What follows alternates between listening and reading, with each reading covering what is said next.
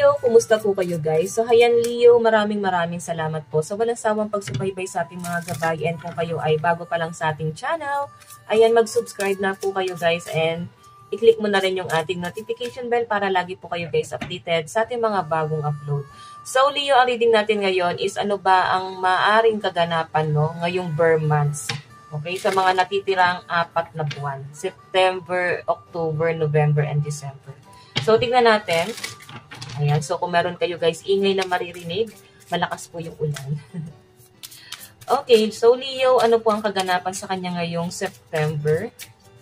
Spirit guide, kaganapan po kay Leo ngayong September. So meron po tayong milk. Oh. Ayan. Tignan pa natin ngayong October, kaganapan po kay Leo ngayong October. Meron naman tayong toad, so palaka. Frog, isang uri ng palaka. Okay. Ano naman po ang kaganapan sa kanya ngayong November? Kay Leo, Leo, Sun, Moon, Rising, and Venus sign. Meron tayong mushroom. And ngayong December, meron naman tayong Akmatoba. Ana Akmatoba. So, endurance. Wow. Leo. Ang ganda ng pagkakasunod-sunod ng baraha mo. Okay. So, guys, milk. Maring malakas din ang energy ng mga single parents dito. No? Siguro, nagsusurvive ka para sa mga anak mo. Nandun sa point na maaring ikaw yung breadwinner, Leo. Ikaw yung nagsasacrifice. Ikaw yung parang nag-shoulder ng lahat. So, ikaw yung parang leader sa inyong family. So, Leo, ang nakikita ko sa'yo dito, milk eh. So, may mga desisyon na mabigat sa'yo. So, malaking sakripisyo yung gagawin mo ngayong September, no? Baka may travel ka pa abroad, iwan mo yung mga anak mo. Kasi nga, ikaw yung, katanging-tanging ina na kailangan gumawa nito kasi nga wala kang ibang aasahan. So, tingnan natin.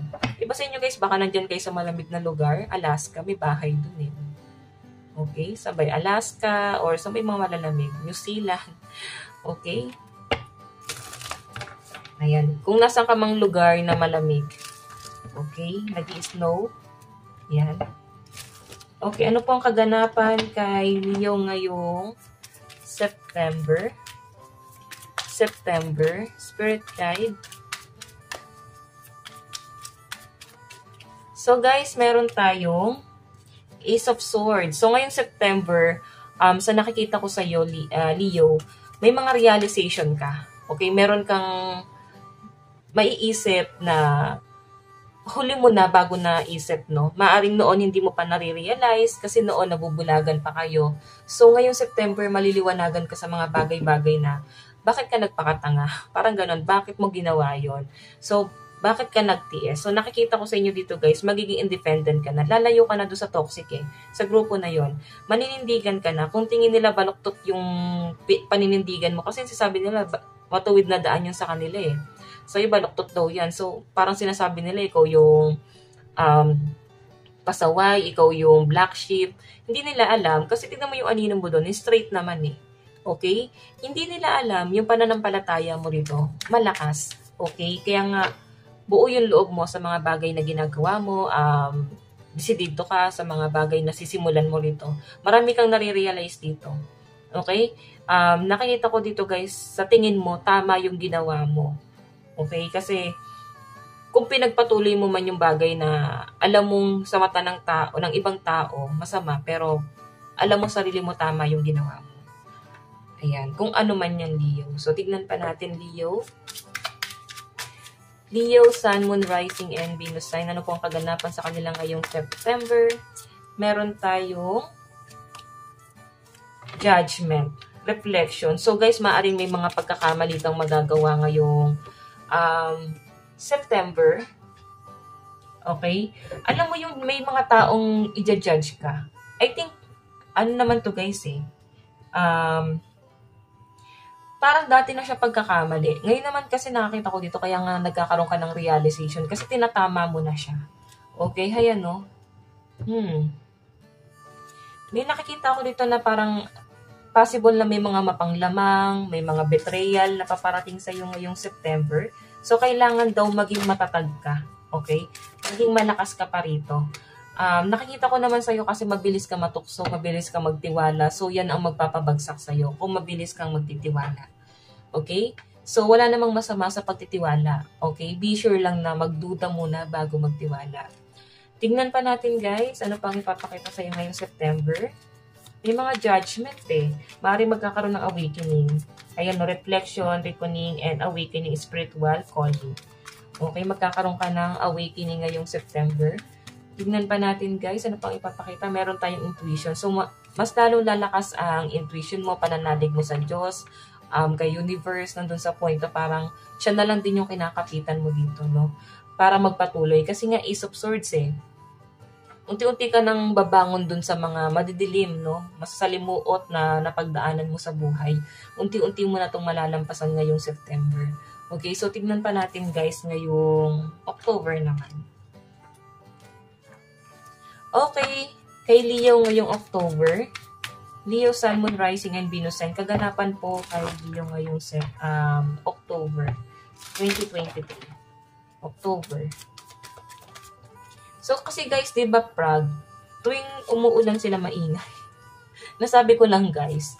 So, maaring, diba, maingay kapag umiiyak, pag emotional ka. So, maaring hindi mo kayang itago, kimkimin. Okay? So, Leo, talagang nilalabas mo. Okay? Nagbo-voice out ka talaga. Kasi pag kinimkim mo, alam mo sa sarili mo, sasabog ka. Okay? Maraming tao sa paligid mo ang nakakaalam ng mga ups and down mo. Kasi nga, hindi mo kayang kimkimin, no? So, tignan pa natin. So, alam mo, hindi naman lahat ng sikreto kailangan nilalabas yan, Leo. Be sure lang na alam mo pa rin yung limit mo. Alam mo kung ano yung mga dapat sinasabi mo sa hindi. So, tignan natin. Meron tayo, lumalayo ka talaga. Para mas gusto mo mamuhay mag-isa. Parang meron kang pininindigan dito. Meron ka pa pinaninindigan dito, Leo, na alam mo talagang kakayanin mo na nag-iisa. So, meron tayo ditong magician. Okay? May nakikita ako mga betrayal na nangyari sa'yo and nandun ka sa point na may mga taong nadadamay. Okay? Nadadamay kasi I think parang sa buhatan to, guys. Siguro sa relationship to, guys, eh. Okay? Sa relationship mo sa person mo, naramdaman mo na itong relationship nyo, may mga betrayal, may nagtakip, pinagtakpan, hindi naging faithful. Okay? So, tignan pa natin. Meron tayong 2 of Pentacles. Nakikita ko dito guys, meron ka nga antayin na pera or pwedeng opportunity ngayong October, no? Ayan, no?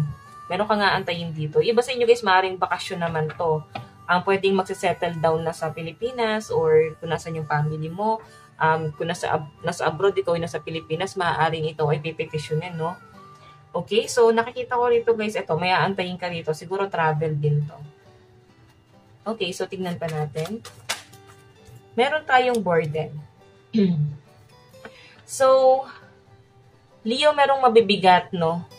Pasanin, I think, nag-hold back ka pa rin sa nakaraan. Maaaring hindi ka pa rin basta-basta makamove on sa mga nangyari sa'yo from the past.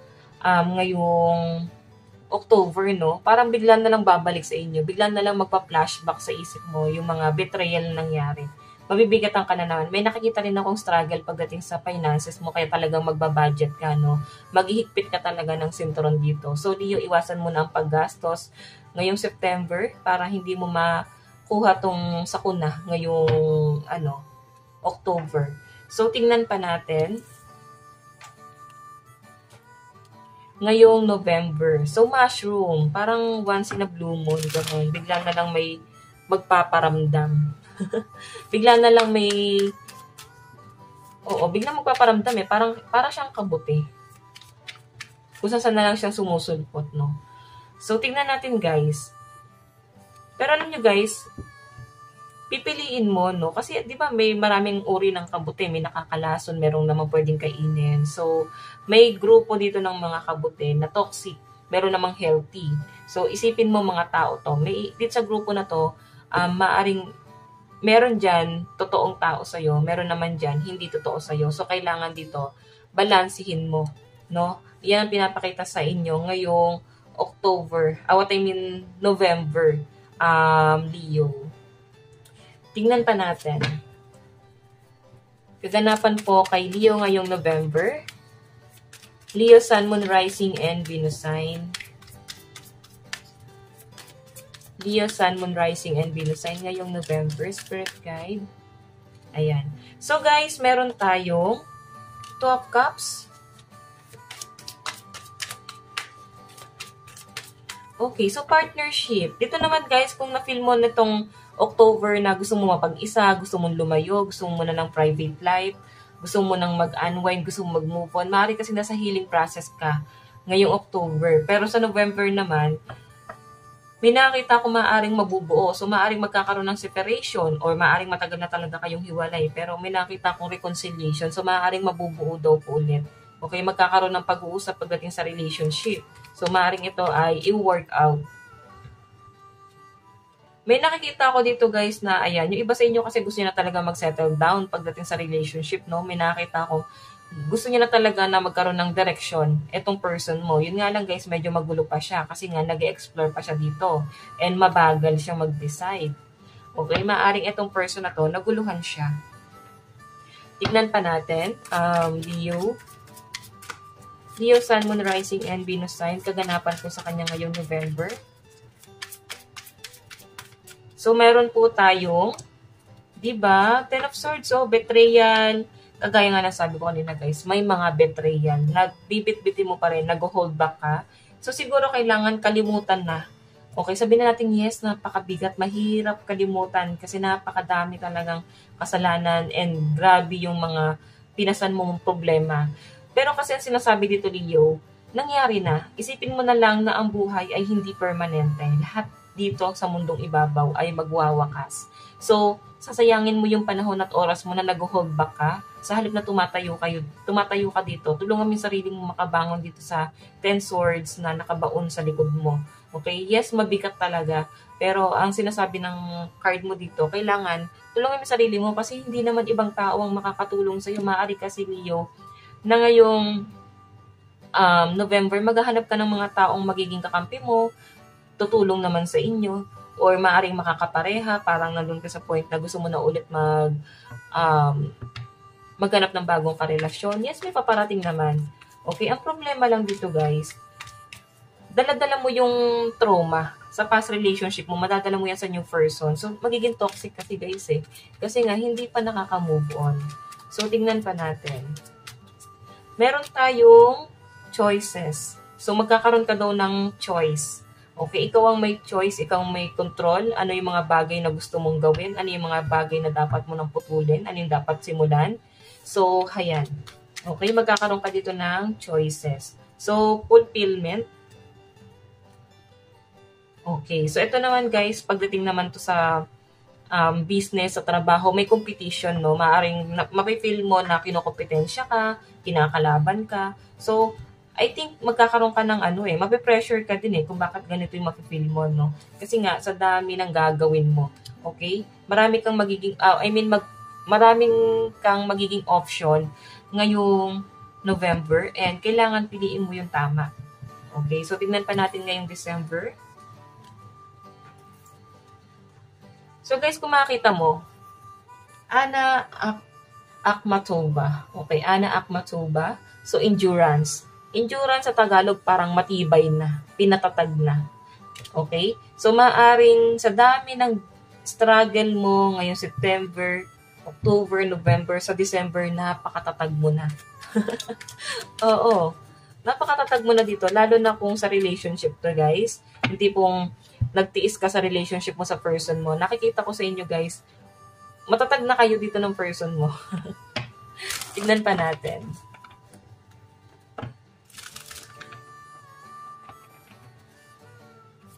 Okay. Ano po ang kaganapan kay Leo ngayong December? Meron tayong Child of Cups. Okay. Kung makita nyo guys, 9 of Wands. May nakikita ako dito na siguro, mas bata sa inyo yung person mo, or pwede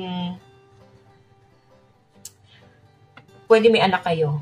Okay, nandun sa point na matagal pa rin talagang makamove on yung iba sa inyo. Pero nakita ko nga dito, ngayong November, magkakaroon ng reconciliation. So, December, parang pinatatag na kayo, parang pipiliin yung i-work out talaga tong relationship na to. So, baka yan, may pregnancy na maghanap ngayong December.